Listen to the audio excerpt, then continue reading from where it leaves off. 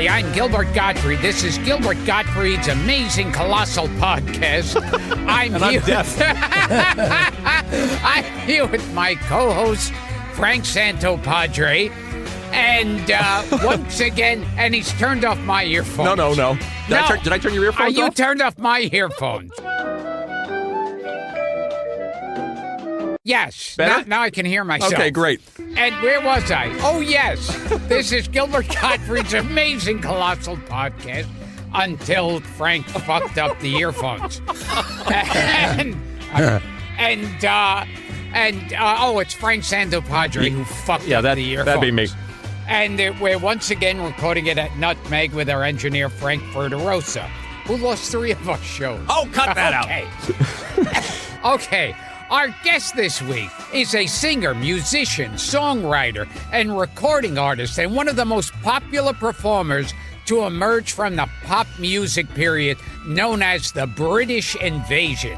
At the tender age of 19, he was signed by legendary manager Brian Epstein and was soon playing to sold-out houses and throngs of screaming teenage girls as the lead singer of Billy J. Kramer and the Dakotas.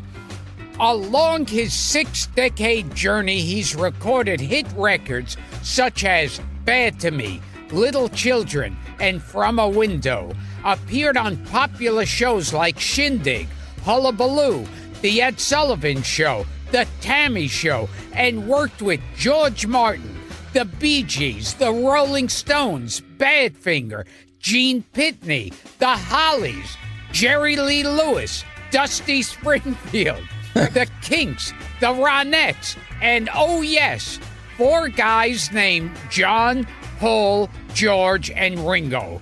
His recent CD of original songs is called I Won the Fight, and we're thrilled to welcome to the show a true rock and roll survivor and the first person to release a Lennon and McCartney song even before the Beatles themselves. Billy J. Kramer. Thank you. Wow. Well, there's no time for anything else, so you can go home. I can't believe you've done all that, can you, Bill? No, I can't believe it, no. There's more. There's more. There's just some more. We could do a 7-minute intro if you'd like. Yeah, there is more. Yeah. That was one of our shorter ones. It was one of the shorter ones. I never realized it myself, You are the first Liverpudlian that I believe I've ever met. Really? In the flesh. Oh. Yeah. Well, we're pretty normal. Pretty normal. Yeah. And I was reading your book. The book, by the way, is called Do You Want to Know a Secret? Which we should have put in the intro. That's my fault. But we'll plug it all through the show. He fucked up again. I fucked that up, too. Yeah. But, and this is interesting, and to share with Gilbert, when you were very young, you were in bomb shelters. Yeah. During blitzes. Yeah, I was born in World War II. Yeah. We had a air shelter in the backyard, which we used to go down. I was only a baby, but my father tells me how they would take us down there at night when the bombers came over. Yeah, that's amazing to me. It was one of those things like they always show in the movies, at least, where the sirens start going off. Apparently so, but I was a baby. Yeah, but still, it's a terrifying thing for your family.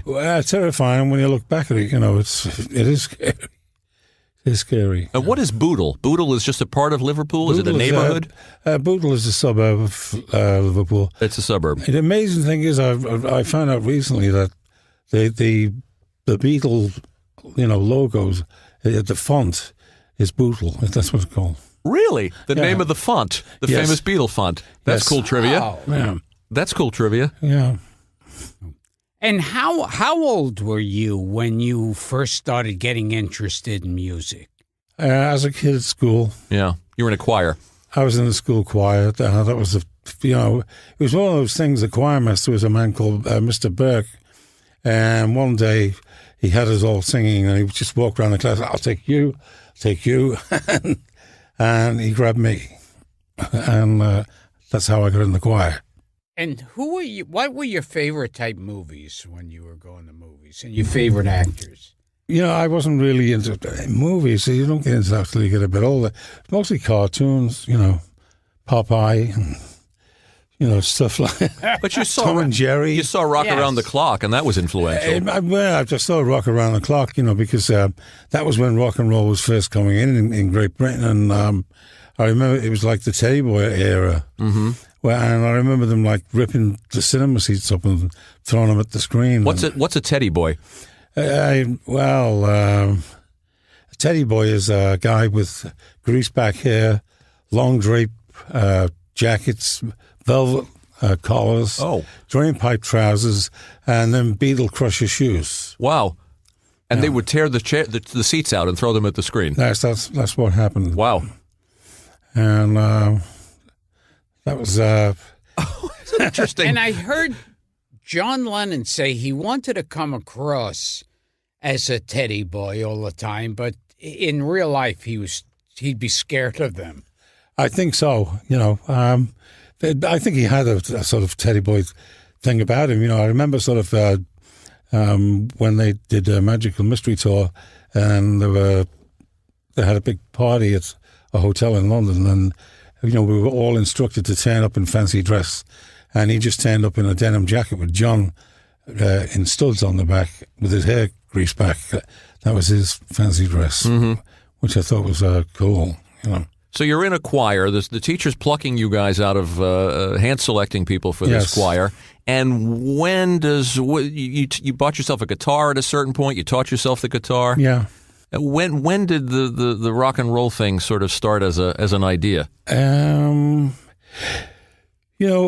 used to. I think in Britain then there was very little sort of rock and roll on the radio. Mm-hmm. It was like Radio Luxembourg was on a Sunday night, and I used to listen to Radio Luxembourg, and they played people like Buddy Holly and Chuck Berry and Little Richard and the rock and rollers, and that's where I first started getting it.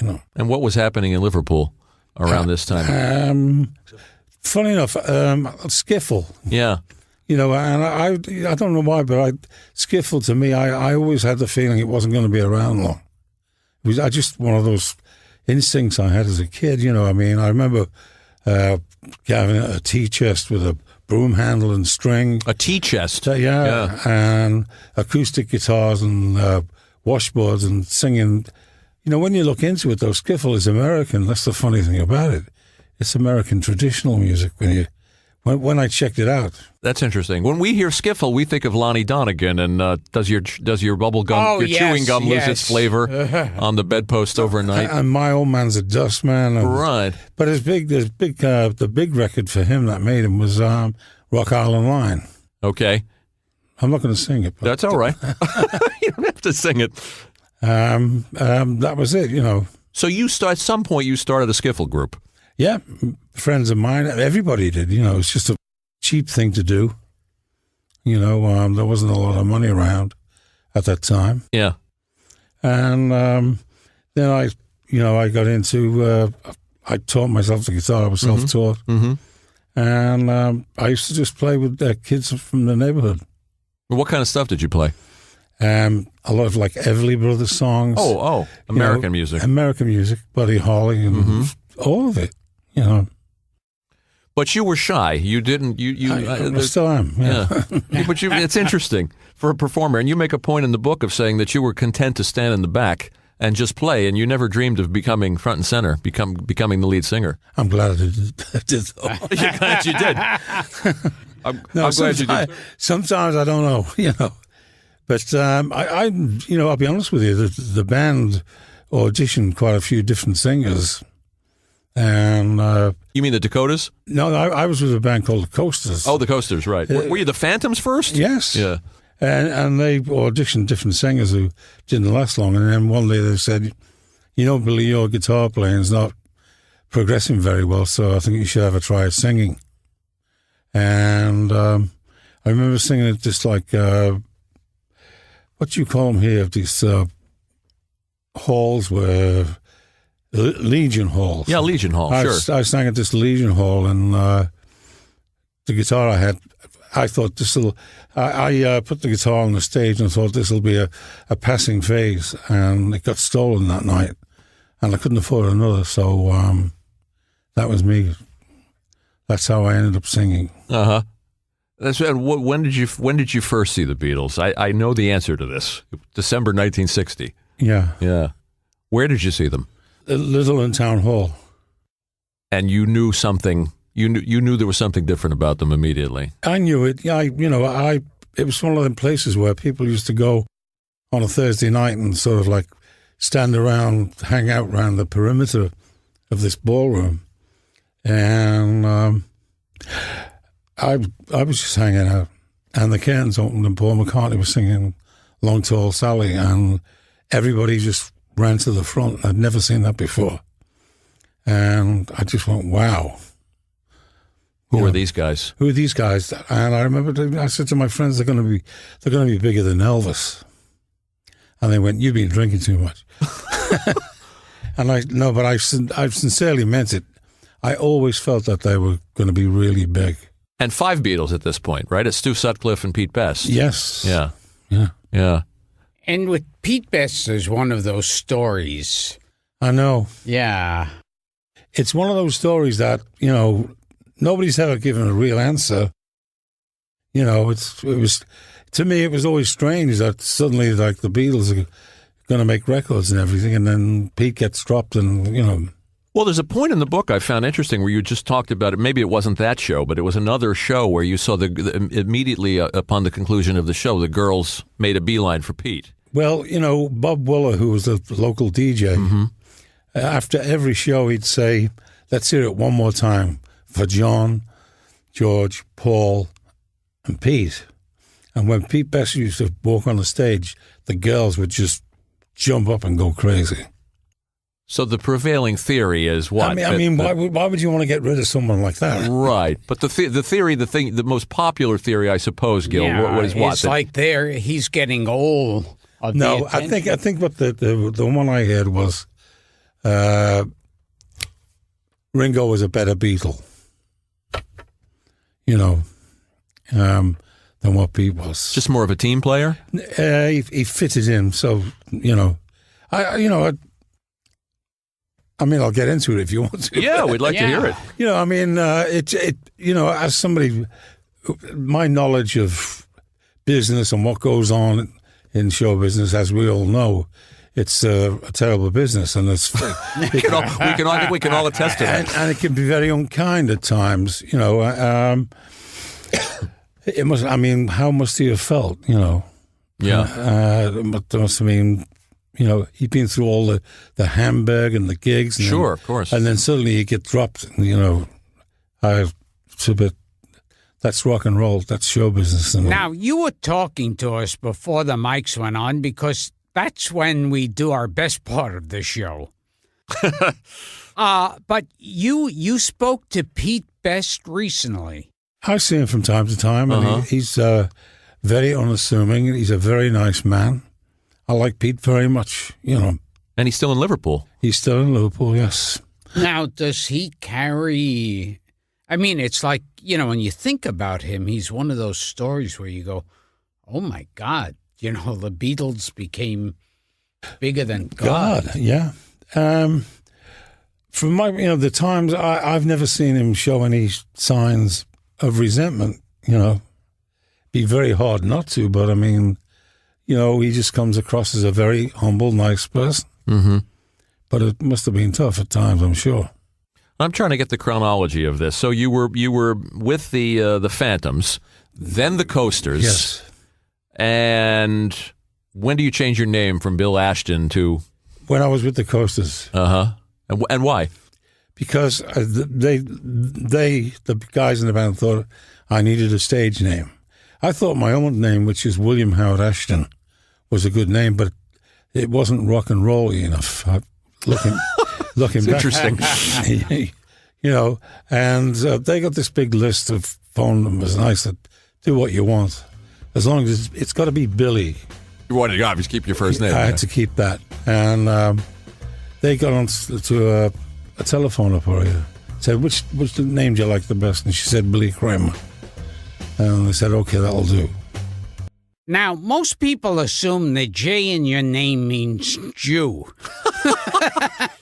But is that correct? The J came from, I'd made my first record with George Martin, and it was going to be released a few weeks later. And Brian called me in the office, and John Lennon was there, and he said, "John has a suggestion." And I said, "Well, what is it?" And he said, "Why don't you call yourself Billy J. Kramer? It'll catch on a lot better than just Billy Kramer." And I said, "Thank you so much." I think he was right. I think he was dead right. Well, he wasn't wrong.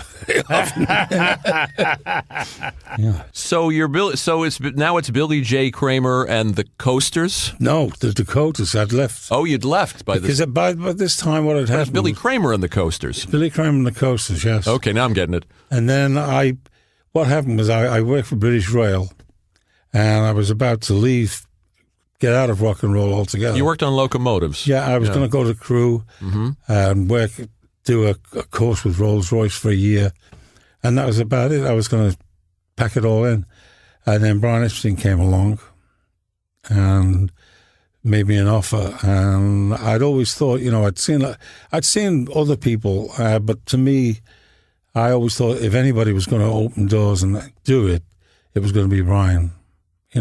I wouldn't have done. I wouldn't have been turned professional for anybody else. I'd have carried on in engineering. So you're 19. Yeah. And where did he see you that he decided that he had to manage you? He saw me. I used to do open shows for the Beatles, and then there was a popularity poll in a local paper, Merseybeat, and it was for the top 20 bands. There was about 500 bands around Liverpool, and I came second. Well, it was joint second with a guy called Lee Curtis and the All Stars, and they had this presentation at a place called the Majestic Ballroom, Birkenhead, the other side of the water from Liverpool. And we all had to get up and do a few songs, and, that's where he saw me performing. And you decided that by the time he signed you, you had an idea of how you wanted to look. You wanted No, funny enough, because I was like... You didn't? No, because I was...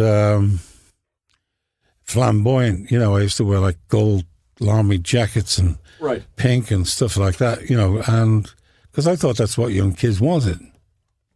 And what happened was like the guys in my first band, the Coasters, they had other professions and they didn't want to turn professional.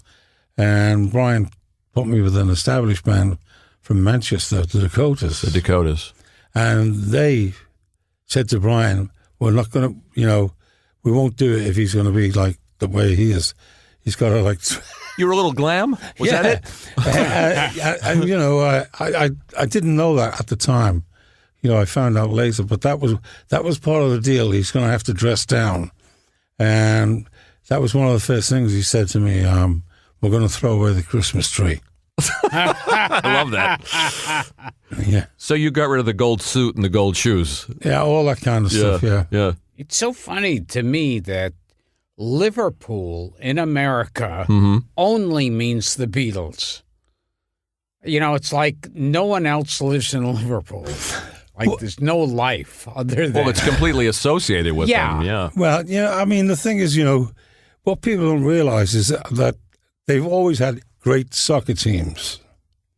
The rock stars like Billy Fury was a big rock star that nobody knows here. Michael Holliday was a singer in the 50s who had #1 hits. I'm ashamed to say I don't know those names. Liverpool was known for comedians like Ted Ray, Arthur Askey, all these sort of people. You should check it out. Do you know these names, Gilbert? No. Ted Ray? No. Yeah, that was known for, my father used to take me to the Shakespeare Theatre when I was a kid, and they'd have this like blackboard and easel, and it has the different acts were coming on and off. That's, What was the Cavern Club like? I mean, you hear about legendary places. It stunk. Yeah. Yeah. There was sewage. It wasn't sewage. Oh. No, I don't know what it was, but they put so much disinfectant down, it wasn't the greatest of places, but it was a great place to play. The atmosphere at the Cavern. And I always tell people, that if you didn't see the Beatles at the Cavern, you you never saw them. Wow. Because that was before the Suits, and that's when they were really rock and roll. Right. This is it. The Beatles sing Some Other Guy.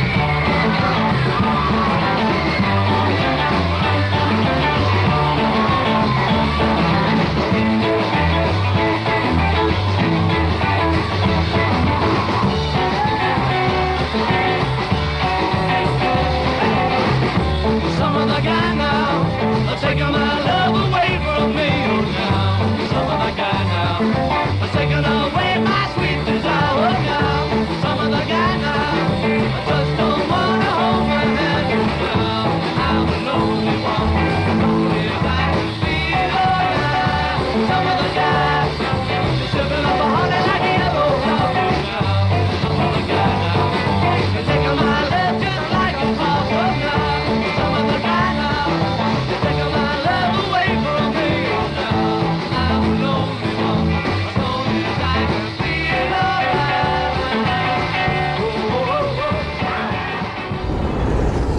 So let's get the order of this. Now you're a client of Brian's. Yes. And are you still opening for them, for the Beatles? Are you doing you doing your own gigs? I was always doing my own gigs as well as that. That was just a occasional thing. You know, I would do when they were sort of branching out, getting out of Liverpool. I would, open for them.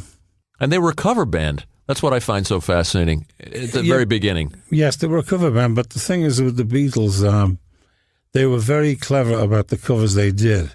You know, most of the bands around, they all had the same repertoire, but the Beatles, were playing songs that nobody else was playing. So people thought that they were original. You know, I mean, none of us had a clue of how great a songwriters they were. You know, they were doing Money and A Taste of Honey and Boys and Chains. Sure. Yeah. And there's one of the most fascinating things in the book is them telling you that they're going to start doing some original compositions. Yes. And your reaction to it. That was at a place in Widnes, and funny enough, there was a band called the Tornadoes. I'd just gone to #1 with Telstar. Oh, Telstar. Yeah. And you know that one, Gil. Oh, yeah. Telstar? Was that? Yeah.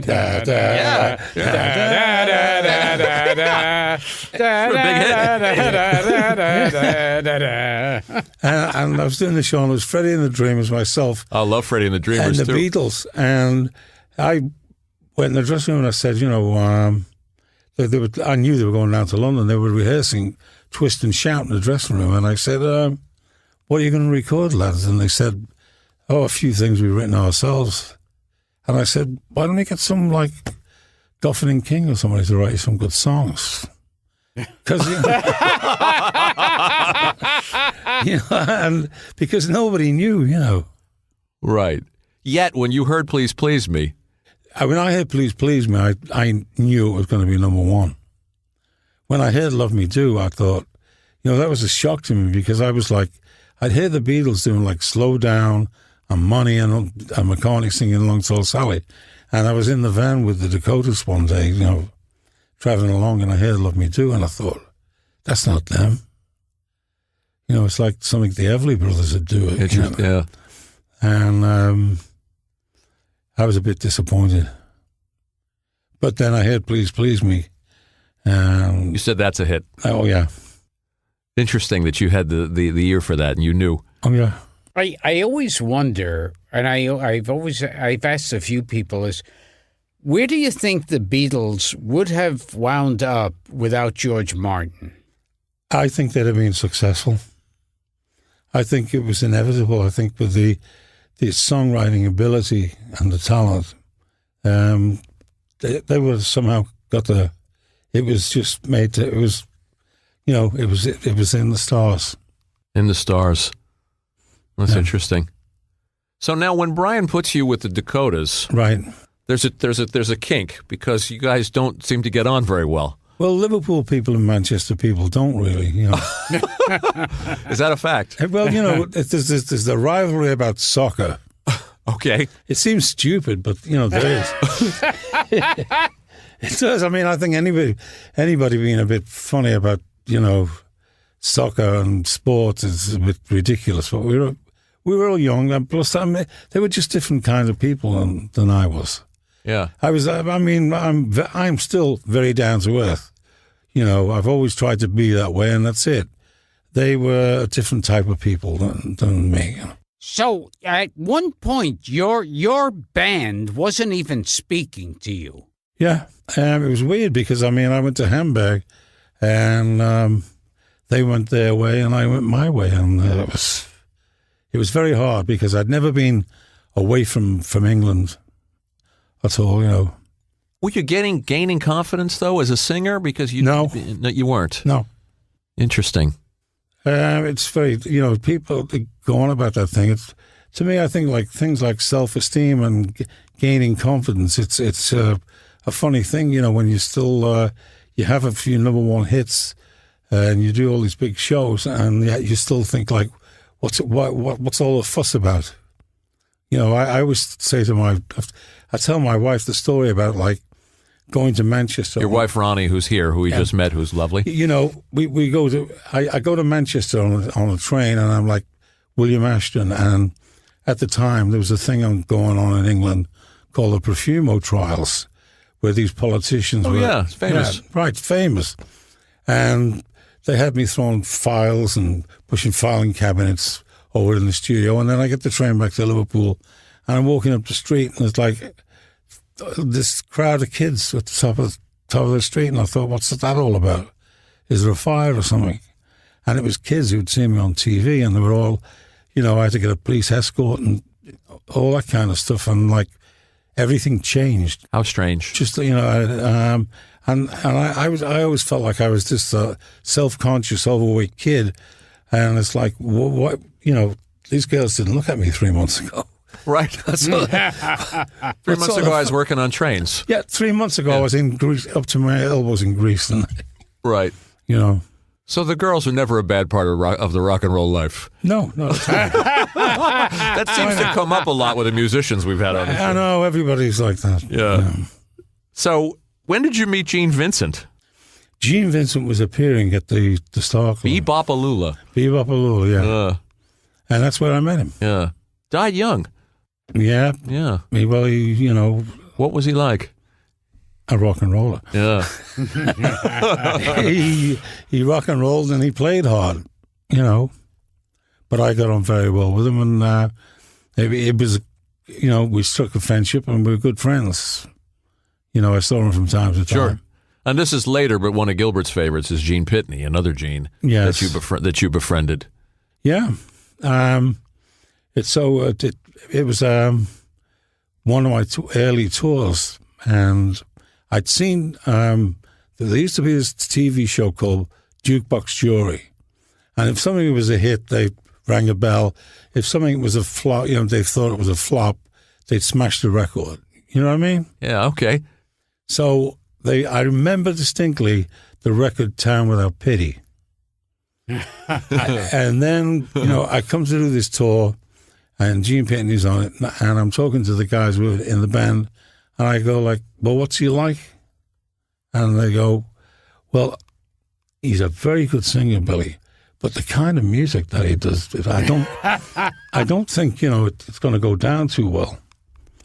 Well, I'll tell you the truth, I had a hard job the whole tour, because he was a tremendous performer, a great singer, I was lucky that I had 3 number ones at this time. Right. And, it carried me. That's being honest. Yeah, sure were. Because I wasn't I got better over years. We all do. You only get worse. That's the way I look at it. But I was very inexperienced and he was really good, Did you it's very important, just so the audience knows who he is. When you stop to gaze upon a star. People talk about how bad we are. How can anything survive? How can we keep love alive when these little minds tear us in two? No, it isn't very pretty what a town without pity can do. Billy didn't know what to do. He didn't know whether to join in or run.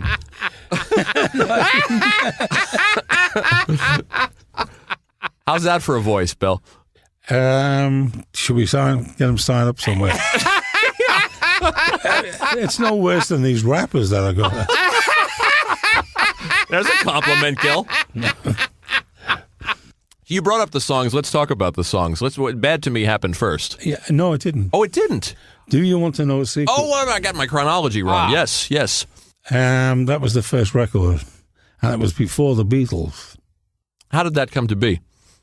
Brian Epstein gave me a tape, one of them Grundig tapes, and it was John Lennon, funny enough. It wasn't. People always ask me about demos. I never received a demo.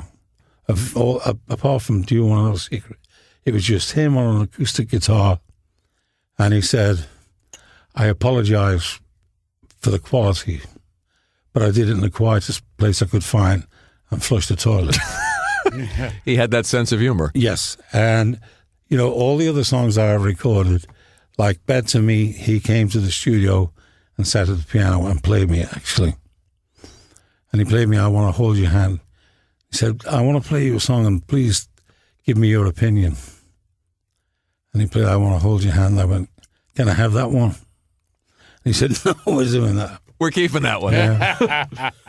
But John and Paul came to all the things that I recorded of this. Yeah, they really supported you. Yeah, I see a lot of people. I had a big hit in England, but I'll Keep You Satisfied, which was one of their songs. Sure. I did I Call Your Name, which is I did that a year and a half before they did.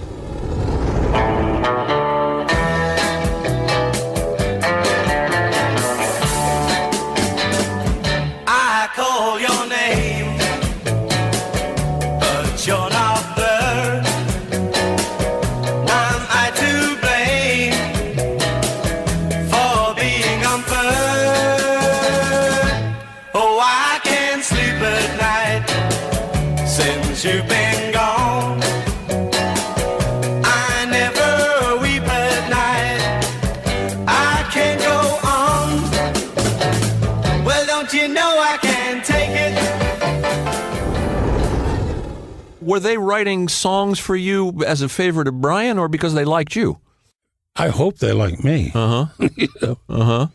And they were trying to be supportive of your career. I think that they were always supportive. I remember one day I was rehearsing at the Cavern, funny enough, and they came and sat in the front row and listened in and stuff like that. When I was on tour with them on the road, they would always come to the side of the stage, and when Beatlemania was all crazy in England, and I was touring with them, then they'd always come to the side of the stage, and John would even say to me, "You never did it tonight, Billy." Meaning what? If I hadn't really turned it on, he'd tell me. Yes. And interestingly, there's another thing in the book that earlier in your career, he said something that stopped you. He said, "Where's the show?" Yes, that's right. And what did that mean? Where's the show? It meant you're not doing it. You're not doing it. You're not turning it on, man. So he was that honest with you. Absolutely. Yeah. And when you toured with them, and it's in the book too, you were a prisoner in the hotels, kind of like they were. Yes. There was nowhere to go. Nowhere to go now. And you couldn't get out. Why? For your own safety? Well, there was no security. There'd be like the local policeman or something, and there'd be these thousands of girls that would be right round every theatre we went to. You came off stage and you had to battle your way through a crowd and get on a coach and go to the hotel. And it was like day in and day out. It was like that. I can see Gilbert's dying to ask you Yes. the specifics about how the women were. Yeah. Well, you never got a chance, really. You know, No time. no time.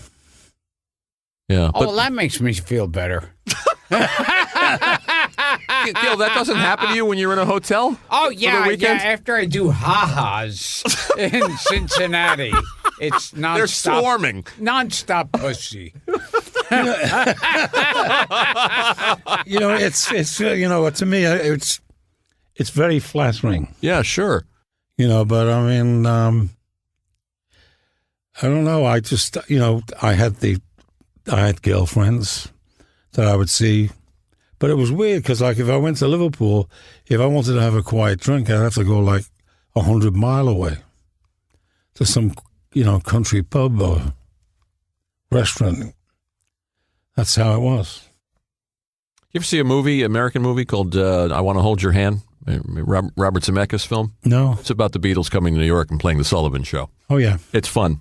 You should take a look at it. Oh, tell us about doing the Ed Sullivan Show. Yeah, I'll tell you the truth. If I'd have known how many people will actually watch that show, I think I'd have gone on the first plane home.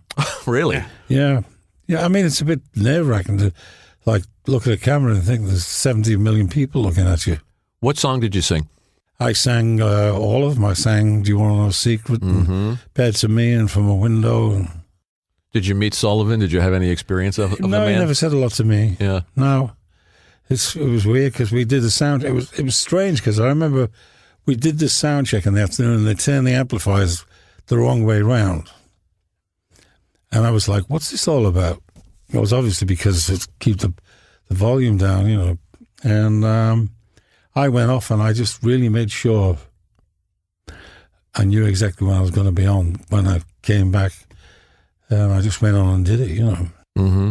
It's funny because I never saw any of them things because nobody had VCRs and things like that. And Not 2 years later, you saw them. I saw them. Tammy Show too? Yeah, Yeah. same thing.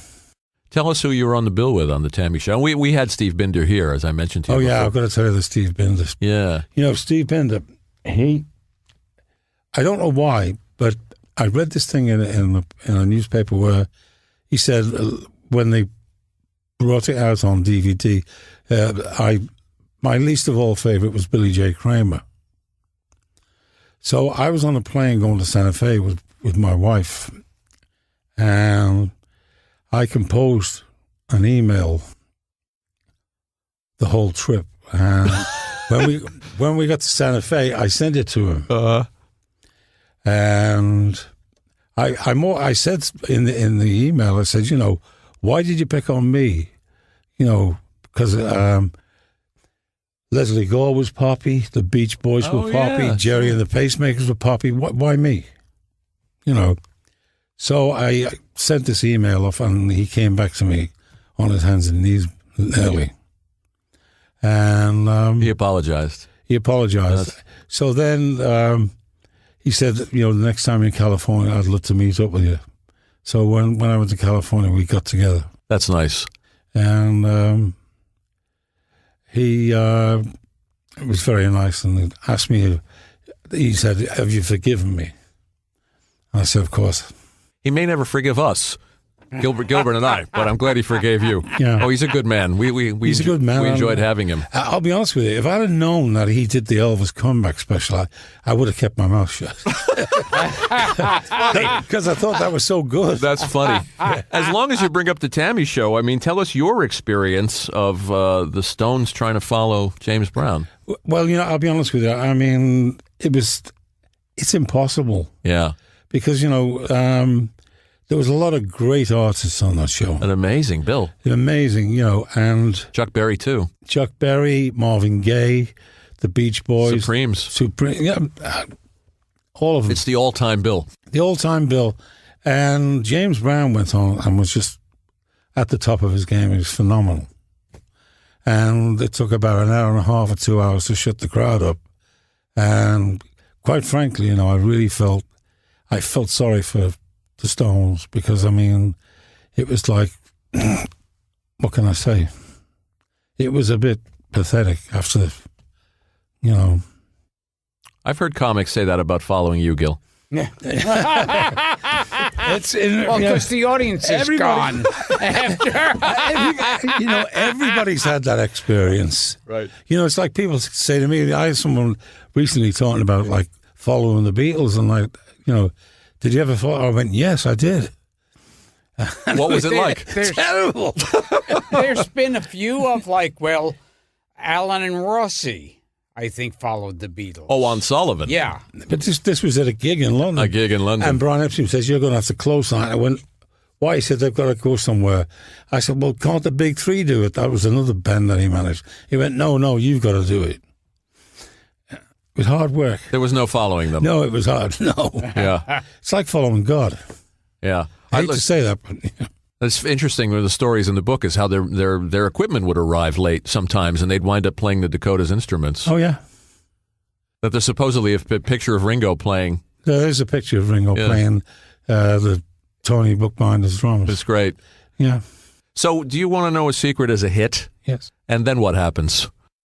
Then what happens is I was on tour with the Beatles, and John Lennon came up to me on my 20th birthday and said, I've got a song for you. He was reading the Melody Maker, and they just entered the charts in the United States. And I said, well, play it. And he said, no. I said, it's my birthday today, John. And he said, well, I'll come to Abbey Road. And I didn't think he was going to show. But when I was next to Abbey Road, he came and played the song Bad to Me. Wow. Now, this is a great picture in the book of your 20th birthday party. Yeah, that was in the dressing room at the theater. Everybody's there. Yeah. So he played Bad to Me, and you said, I'll take it. I thanked him very much. Yeah. And another hit. If you leave me, I'll be so blue. Don't you ever leave me, I'm so in love with you. The birds in the sky would be sad and lonely if they knew that I was my one and only. They'd be sad. You're bad to me. The leaves on the trees would be softly sighing if they heard from the breeze that you left me crying. They'd be sad. Be bad to me. I remember the feel like Brian Epstein called me when Do You Want to Know a Secret was #1, and I was like, where do I go from here? And then Bad to Me, like the same thing. Yeah. And then the third one was I'll Keep You Satisfied, and that got to #3. Pretty good. And I thought, that's not good enough. And then I stepped away from Lennon McCartney and did Little Children, which was #1. Right. I mean, it's interesting because you trusted your instincts on that one, and you were proven right. Yes. Yeah. You're not always right. You're not always right. Yeah, I'm sure. You were turning their songs down at that point. Yeah, you were saying thank you, but no thank you. Well, the 3 songs that they offered me at the time were done by other people and weren't successful. I see. I mean, I never asked. The only time I ever asked for a song was Beatles were doing a show at a theatre called the ABC in Blackpool, and Paul played Yesterday to me. And I went, no, I want a rock and roll song. Because in England, not here, but I just had a hit with the Burt Bacharach song, Trains, Boats and Planes. I love that one. I love your version of it. Thank you very much. Great. And I wanted to do, I've just recorded Yesterday just to show people that I could do it. Because you turned it down. Yeah. Have you kicked yourself at all? No. You win some, lose some. That's the way it goes. He was looking for a rocker at the time. Yeah. Well, you're like 22 years of age, and I thought that's a bit, Right. Okay, so now Little Children goes to #1. Right. So now you've had 3 #1s, and things are cooking. Yeah. And I went back to Lennon McCartney, and I did From a Window. Love that one, too. Yeah. And this is fun. This is a fun thing. What did you do with your first royalty check from EMI? I went out and I bought a load of records. I love that. Yeah. I love that. And then after Little Children, this is kind of a turning point in your life. Yes. This is around the time. Do I have the chronology right now, or when does Brian? When did Brian pass? I'd had From a Window, right, which got to number 12. right. And, it's a long story about the little children thing. Was like, it was, I was sort of like disappointed because like I'll Keep You Satisfied was number 3. And I really thought, it was going to be number 1. Mm-hmm. And I did the London Palladium, which I didn't want to do. And I wasn't very good, and it was a disaster. The record sales fell away, and I thought that it's all over, But you always thought it was going to end. I thought it's all over. And then I just really went around publishers, and I had thousands of acetates, and I didn't know how to tell him, Brian, I've got this song, and I think it's better than theirs, And I didn't tell him, but eventually he did find out. And it made things a bit cold between us for a while. Yeah, you say in the book things changed after that. Things changed after that. And then he came to see me at the Shakespeare Theatre in Liverpool and said, let's work on a new project when I come back from the States. And I said, fine, And unfortunately, he died. And it was a very, very hard period for me, I bet it was shocking. As a young man. I just didn't know what to do, I was like, where do I go? And he was in the process of forming his own label. And I did a couple of things for that. I did a Bee Gees song, Town of Tuxley Toymaker Part 1. Right. And then I did Harry Nilsson's 1941. But I didn't have the power of EMI behind me. Picking good songwriters, though. Yeah. Yeah. I was trying to. Yeah. And, but I kept working. I kept working in England. His brother was going to take over and try to manage for a while? He was going to take over, and I just didn't think it was, to me, I'm weird in this way that they'd taken on a lot of people that went from Liverpool. Yeah. And I thought, I don't want to be with that office, Interesting. And I decided to go elsewhere. Yeah. So his death kind of threw you for a loop. Well, I say I knew nothing about show business. I was really protected. Yeah. Everywhere I went, like once a week, I would get a registered letter with checks for the band, checks for the road crew, so much of a float. There'd be a complete breakdown of everything. And he really took care. And suddenly I was open to all the piranhas. Interesting. Yeah. I think the Beatles were a little lost at that moment, too. I would say so, yes. Yeah. You'd lost a friend, too, in addition to losing a manager. Don't want to lose sight of that with Brian. Oh, yeah. Yeah. Definitely. He was always there at birthdays, always cards at Christmas. Very thoughtful, he would, when I was starting, for instance, he would come to shows unannounced. And he'd come backstage afterwards and he'd go through the set list, and what you'd said and how you'd announce songs and what songs you'd sang and get rid of that one. And he'd get the crew and say the lighting, he'd go over everything. And, there's a line in the book that's touching. You say he took you from the railway to the top of the pops. Yes. It's a big, quite a journey. Well, I always say that I didn't know what knife and fork to use until I met Brian. That's a wonderful line.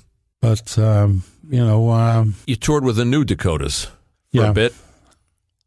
Yeah. And I also want to ask you about this. When the Beatles split up, there's a quote in the book. You say you were shocked by how it went down, but you also understood it.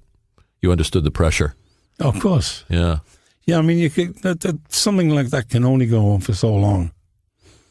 I thought I was under a lot of pressure, but in comparison with what they were going through, and it's inevitable because let's face it, there were 4 very young guys, and eventually, they get older and they have minds of their own, and tastes of their own. Of course. And what they want from life and things like that, And, funny enough, with me, I just thought, I'll be really, really honest with you. I saw them getting on the train with the Maharishi, and I thought, I better find a new direction.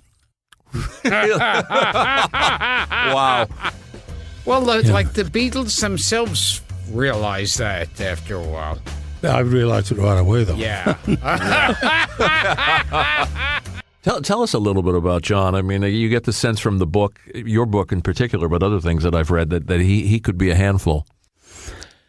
Not with me. No, but you didn't. You took a liking to Cynthia, and you weren't wild about some of the things that went down. Is that fair to say? I mean, he would always say to me at different things. When they brought an album out and they'd have a big splurge somewhere, he said, "Well, keep an eye on Cynthia," and I would sit with her and dine and dance and talk, and we became very good friends, and I liked her very much.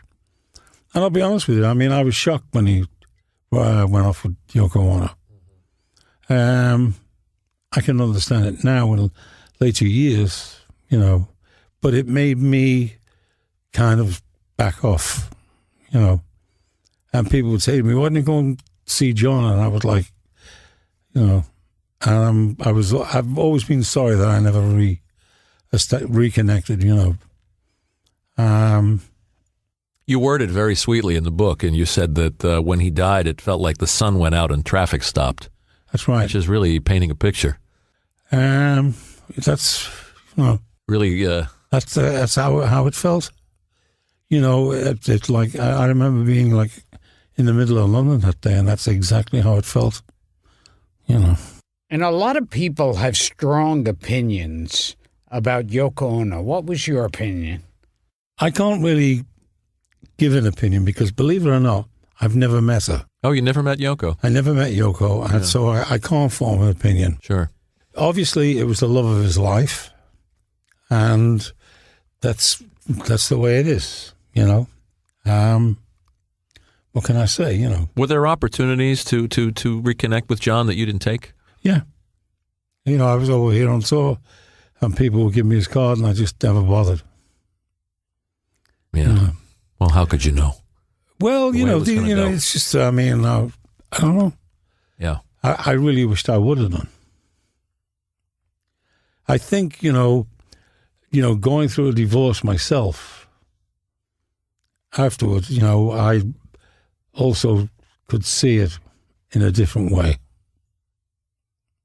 Gilbert brought up George Martin too, and you get the sense from the book that you had your struggles, you had your conflicts. Yeah, yeah. Yeah, he wasn't in love with your voice at first. Well, John Lennon was, so that's more important. There you go.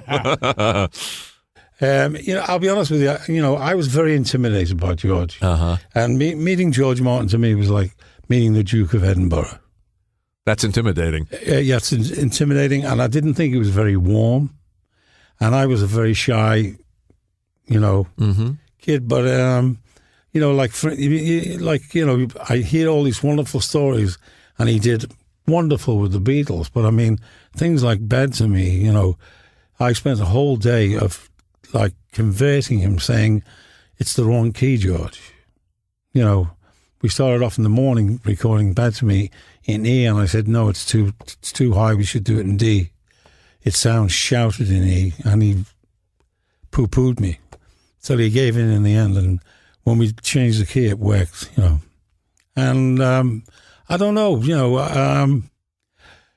I never warmed to George, and George never warmed to me, and that's just one of those things, But you produced some good stuff together, in spite of that. I think a lot of to me, a lot of it, I give Norman Smith a lot of credit. Norman Smith. The engineer. Normal. Yes, he was normal, and he played in the band. Yeah. And he knew what went on, And he used to say to me when I was like shaking a bit and a bit nervous, just tell him. Tell him if you don't like it. Right. What is the thing you talked about? The musicians will love this. Our friend John Fodiatis is here, who's obsessed with this kind of stuff, and also Bill Porcelli, who's here. He would speed up or slow down tracks, you specifically were talking about a drum solo? Not a drum solo, excuse me, a guitar solo? He would, even on Little Children, like he would slow the track to half speed and play the piano part in a low register, and when it was sped up again, it gave that wound up piano sound. You know, I think he used it on like the guitar solo in Hard Day's Night and things What did he do? He slowed the track down, and George played the solo at half speed on a 6-string and a 12-string and the piano as well, and the whole lot together sounds pretty nice. That's fascinating to me. Yeah. And he produced comedy records too, which people forget. Yeah, he worked with the Goons. He worked with the Goons. Yeah. He worked with Shirley Bassey. Yes. He worked with Matt Monroe. You know, worked with a lot of people. I think of Bond themes when you say Shirley Bassey and Matt Monroe. From Russia with Love, isn't that what comes to? Yeah. Isn't that what comes to mind? Yeah. So Brian's gone, and you're recording. At what point do you do the Neil Diamond song? You couldn't get anybody interested in Sweet Caroline, which I find hilarious. Yeah, because, you know, Neil Diamond had not done anything. Sure. He'd not done anything in England, and nobody was interested. And I just liked the song, and I just thought, I'm going to do it, to hell with it. At that time, I was just doing my own records independently. Yeah. Couldn't get anybody to take a bite. I'll be honest with you. It was like like if you were a 60s artist, it'd be like I felt like a leper. Really? How so? I thought the engineers at the BBC and people like that were very cynical towards Northerners anyway. You know, right from the beginning. Yeah. You know, what are you going to do when this is all over? remarks like that, and you know. Yeah, of course. You also, I found it interesting too. I guess I should have known this, but early in the book, you say that Londoners had an attitude toward Liverpoolians. Well, you know, I don't know why. It goes back a long time. But, you know, it's like, I noticed like when I spent a week in London, first time on my own, and it's like, you're a nice guy. Where are you from? Liverpool. And it's like as if people jump back 3 feet, you know. I think people from the south thought that we were rough-edged and uncouth and, you know, didn't have the greatest reputation. I think that's true here with Manhattan and the boroughs. Don't you think, Gil? Oh, yeah. It's the same kind of... Yeah, but, you know, I think there's a superiority. You know, it's very funny because, you know, a friend of mine came to see me do a performance in Liverpool about 4 years ago, and he was coming through the immigration, and the guy said to him, like, where are you going? He said, I'm going to Liverpool to see a friend of mine performing at the Cavern. And he went, what on earth are you going there for? And this is like 50 years later. When did you decide to tour Africa, which is another interesting journey for you? Well, for me, I'll be honest with you, it was like I worked with this band called Late, who were very good, and I really enjoyed working with them. They had an opportunity to go off and make an album for Atlantic, and I got this offer to go on tour Africa. And I'll be honest with you, you know, I thought to myself, you know, I've been in this business quite a while, and, you know, it's about time I bought a home. You know, I was making all this money and spending it on all sorts of stupid things. More records? More records. No, by this time it was like making records, which is very expensive. Oh, right. Sure. You know, and I just thought it'd be a good thing to do. And it was a wonderful experience. You played South Africa too. I played South Africa, and I played at Soweto. And, you know, I know what it's like to be black. When I played Soweto, it was me and a couple of musicians. And they were just all black people, and I got the vibe. Yeah, that's interesting. And there's kind of a horror story attached to the money. Yes. Yeah. I got ripped off, which, you know, I mean, do you want me to tell the whole story? Well, tell a shortened version of it, because it's interesting. It's very interesting. Well, at the end of the tour, I went over the accounts with the agent and gave me a check for the balance and I took it into the bank. And the guy said, the bank manager would like to see you. And I said, well, he said, well, you cannot leave the country. He said, we can cash your check, but if you leave the country and it's cash, they can take it off you and that's it. So I said, what's the procedure? He said, well, you find a lawyer and you put it in bond, and when he gets permission for you, it's forwarded to your account, which is what I did. But the lawyer ran off with the money. Absconded with the money. Yeah, and that was unbelievable. And I didn't get my house, and I didn't get anything. You believe that, Gil? Wow. That's rock and roll. Rock and roll. Is that what you said at the time? No, I didn't. I was very upset. You know. Why did you decide to move to the States? You're here now. You're a New Yorker like us. Yes. I met my wife. Yes. And felt that she had a different slant on life, and like nobody else I'd ever met. That's nice. And decided I wanted to spend my life with her. Was kismet? It was kismet, yes. That's nice. You hear that, Ronnie? She's smiling out there? And she'll say, I'm not the easiest guy to live with. Maybe Dara could have maybe they could have a heart-to-heart. Yeah. You were also instrumental in getting Brian inducted into the Rock and Roll Hall of Fame. Yes. Well, you know, I have this house in Santa Fe, which to me is, you know, one of the most inspirational places I've ever been to. And I just came home one day and said to her, I'm going to buy a new guitar.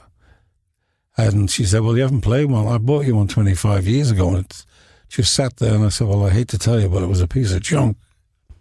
And I went out and I bought a guitar and wrote this song, To Liverpool With Love. Love it. And Sunsets to Santa Fe. And I did the whole CD. I won the fight. That was it.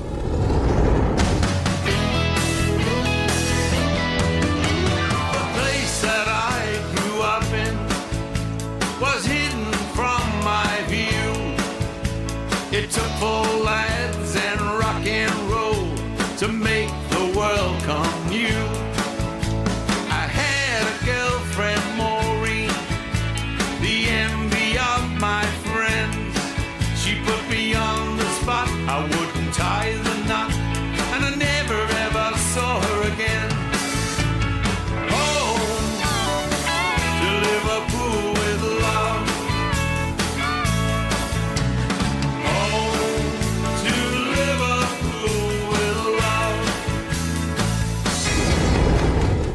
Tell us, you know, what you toured with the CD. You went out to promote the CD. I went out. I did 2 British Invasion tours. Mm-hmm. And who was on those tours? Jerry Mars? No, he wasn't. Oh. Jerry wasn't. Okay.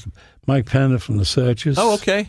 Denny Lane, Peter Asher. Oh, yeah, all great artists. And then I went to England, and to support the record. Yeah, and I did like 44 concerts. Wow. 50 days. Did you guys, the Dakotas, turn down Needles and Pins? Well, you know, it's you know.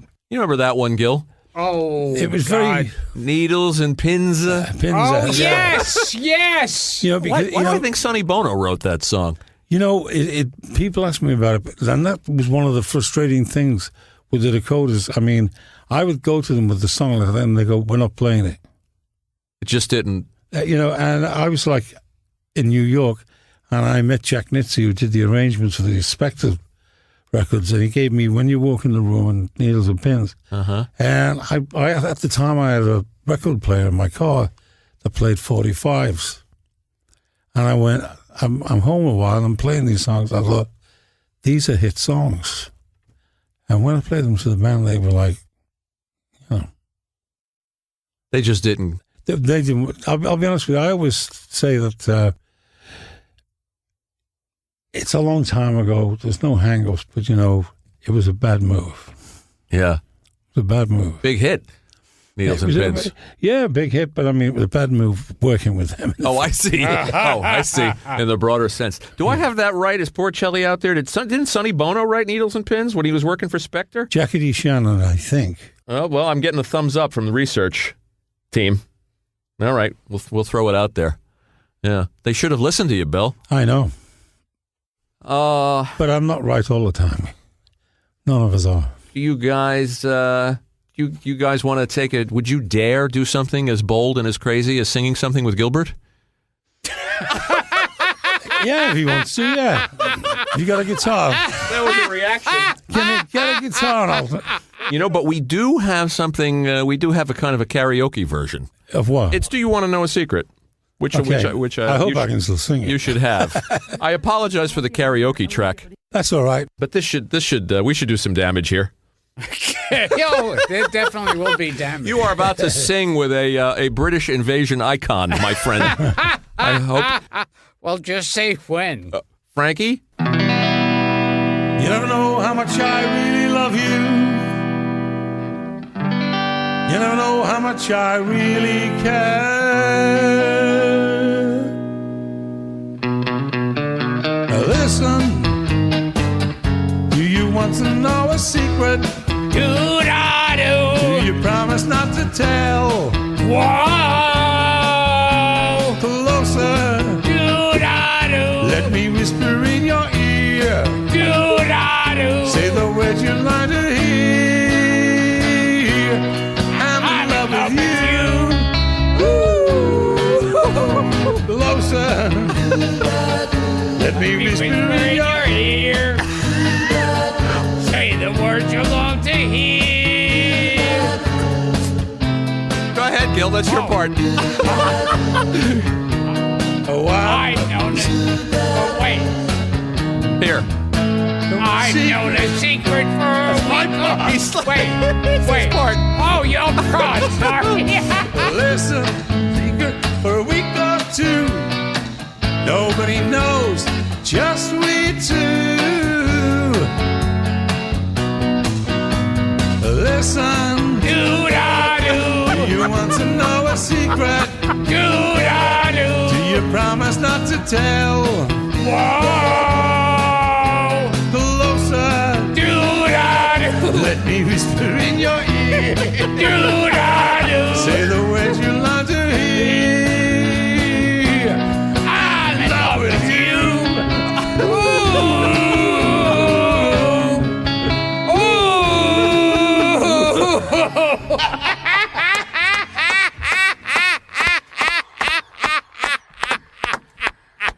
Bill, you're a trooper. And then Well, thank you. That was great. Should we do it again? Gil, was that one of the thrills of your career? Oh, yeah. That was... So great. Well, Well, that made my night. the book is called Do you want to know a secret? Do You Want to Know a Secret? And the CD is called I Won the Fight. Right. And where can people get the book and where can people get the CD? It's on Amazon. Okay, both of them. Yeah. And when are you going to be playing these parts? Anytime in the near future? I've nothing planned at the moment. Okay. I'm going out to LA later this week. You won't tour with Gilbert? Oh, I'd love to. That'd be great. That would be fabulous. Yeah. You know, he sang with some heavy hitters on this show. I'm sure, yeah. Paul Williams. Oh, that's right. Tony Orlando. Mark Hudson. Dick Van Dyke. Who recently? Did I forget somebody? Frankie? Who else did he sing with? I think you got them all. Did I get them all? No, there's more than that. Unless you want to do an actual duet with me. That would be a great thing. What's that? We should do a duo. We should do a record together. Because I didn't let you jump in on Town Without Pity. You want to do a little Gene Pitney? No. He's had enough. No, not Gene Pitney. It all depends which song. Which one do you like? I like I'm Gonna Be Strong. You know that one, Gil? No. Okay. 24 Hours from Tulsa. Gil, 24 Hours from Tulsa, you must know. That was a hit. Hello, Mary Lou. He wrote. Hello, Mary Lou. I believe Rick Nelson. A little fast, isn't it? No, it's great. Okay. Hello, Mary Lou. Goodbye, heart. Sweet Mary Lou, I'm so in love with you. I knew Mary Lou. We'd never part. So hello, Mary Lou, and goodbye, heart. Pass me by one sunny day. Cast those big brown eyes my way. I knew I wanted you forevermore. Well, I'm that one that gets around. She looks to the ground, and so I sure look to you today. Okay, Gil. Hello, Mary Lou. Goodbye, heart. Hello, Mary Lou, and goodbye, heart. Close. And you, Mary Lou. We never part. So hello, Mary Lou, and goodbye, heart.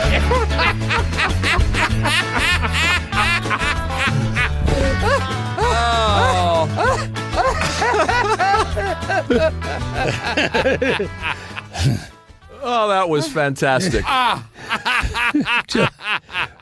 Wow. You should do an album. You guys gotta do an LP. It's official. Bill, we can't thank you enough for coming here and entertaining us and telling us your life story. Thank you. I've enjoyed it. You have seen it all. I've seen it all. I've enjoyed it, and thank you very much. Of course, my friend. Okay. Gil? I'm Gilbert Gottfried. This has been Gilbert Gottfried's amazing Colossal podcast with my co-host Frank Santopadre and the man who has just been holding back my musical career all these years. You could blossom without him. Yes. Yeah. Yes. He's just been dead weight around my head. Billy J. Kramer. Billy, this was a real thrill for us. Thanks, buddy. Thanks. My pleasure. And I'd live my life for you. Leave me tonight, just where the light shines from a window. And as I take your hand, say that you'll be mine tonight.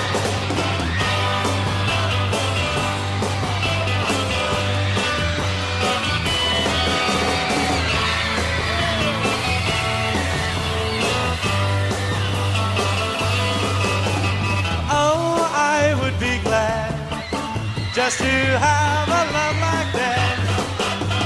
Oh, I would be true, and I'd live my life for you. So, meet me tonight, just where the light shines from a window. And as I take your hand, say that you'll be my tonight.